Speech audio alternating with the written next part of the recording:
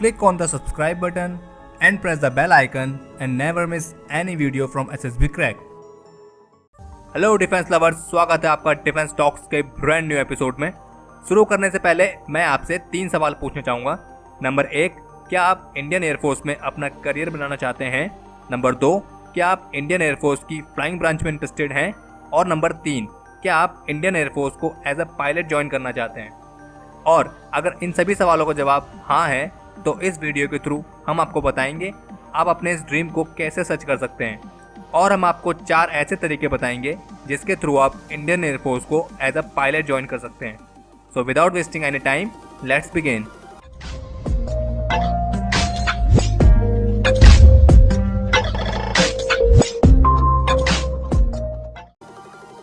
Indian air force world की 4th strongest air force में आती है, जो 8 अक्टूबर 1932 में स्टैब्लिश हुई थी।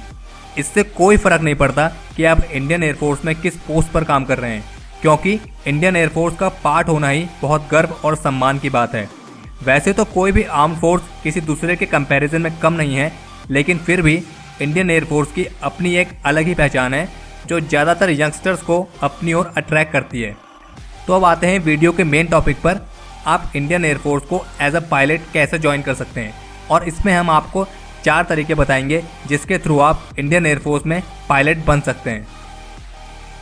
सबसे पहला तरीका हम जो आपको बताने वाले हैं वो है एनडीए एग्जामिनेशन। एनडीए यानी नेशनल डिफेंस एकेडमी।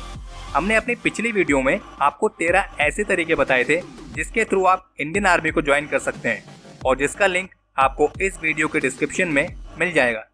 हमने आपको ये भी बताया था कि आप एनडीए एग्जाम के थ्रू इंडियन आर्म फोर्सेस की किसी भी ब्रांच को ज्वाइन कर सकते हैं, फिर चाहे वो इंडियन आर्मी हो, इंडियन नेवी हो या फिर इंडियन एयरफोर्स हो। लेकिन तीनों ब्रांचेस के लिए एनडीए का एलिजिबिलिटी क्राइटेरिया अलग अलग होता है। तो चलिए जानते हैं इंडियन एयरफोर्स के लिए एनडीए का एलिजिबिलिटी क्राइटेरिया क्या है और इसके लिए क्या एजुकेशनल क्वालिफिकेशन का होना कंपलसरी है। अगर आप 10+2 में हैं या आपका 10+2 कंप्लीट हो चुका है तो आप एनडीए के लिए अप्लाई कर सकते हैं। लेकिन अगर आप इंडियन एयरफोर्स के लिए अप्लाई कर रहे हैं तो इसके लिए आपके पास 10+2 में फिजिक्स एंड मैथमेटिक्स का होना कंपलसरी है। तो आसान शब्दों में कहा जाए तो सिर्फ साइंस स्ट्रीम स्टूडेंट्स ही एनडीए के थ्रू इंडियन एयरफोर्स के लिए अप्लाई कर सकते हैं। इसके लिए आपकी एज 16.5 से 19 के बीच में होनी चाहिए, और एनडीए के लिए सिर्फ मेल इंडियन सिटीजन ही एलिजिबल हैं। फीमेल कैंडिडेट्स इसके लिए अप्लाई नहीं कर सकते हैं। दूसरा तरीका है सीडीएस एग्जामिनेशन।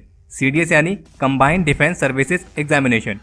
सीडीएस एग्जाम भी एनडीए एग्जाम की तरह एक ट्राई सर्विस एग्जाम है, और इसके थ्रू भी आप इंडियन एयरफोर्स की फ्लाइंग ब्रांच के लिए अप्लाई कर सकते हैं। ये एग्जाम भी यूपीएससी द्वारा ही साल में 2 बार कंडक्ट कराया जाता है, एक फरवरी और मार्च और दूसरा अक्टूबर एंड नवंबर में। चलिए बात करते हैं इसकी एजुकेशनल क्वालिफिकेशन और एलिजिबिलिटी क्राइटेरिया की।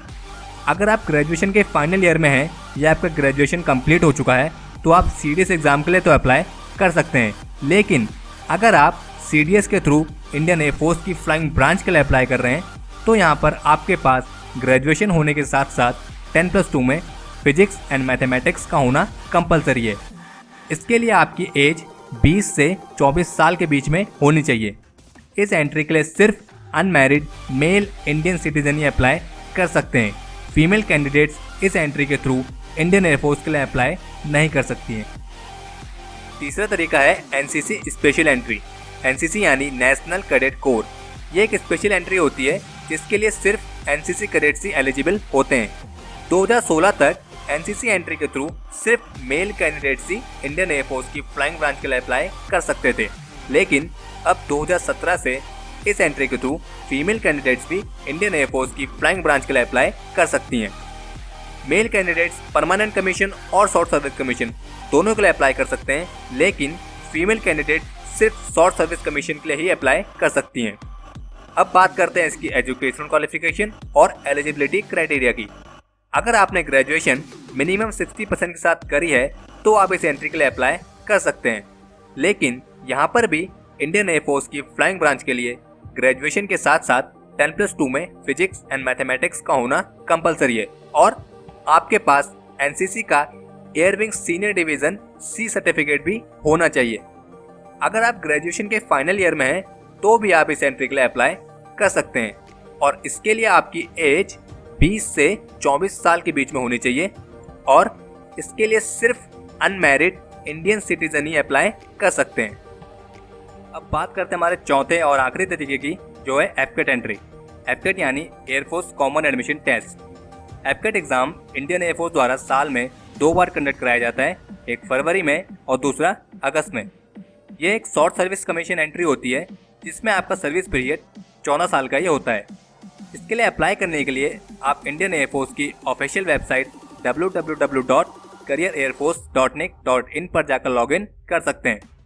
अब बात करते हैं इसकी एजुकेशन क्वालिफिकेशन और एलिजिबिलिटी क्राइटेरिया की। तो इसके लिए अप्लाई करने के लिए आपके पास ग्रेजुएशन डिग्री के साथ साथ 10+2 में फिजिक्स एंड मैथमेटिक्स का होना भी कंपलसरी है। अगर आप ग्रेजुएशन के फाइनल ईयर में हैं तो भी आप इस एंट्री के लिए अप्लाई कर सकते हैं।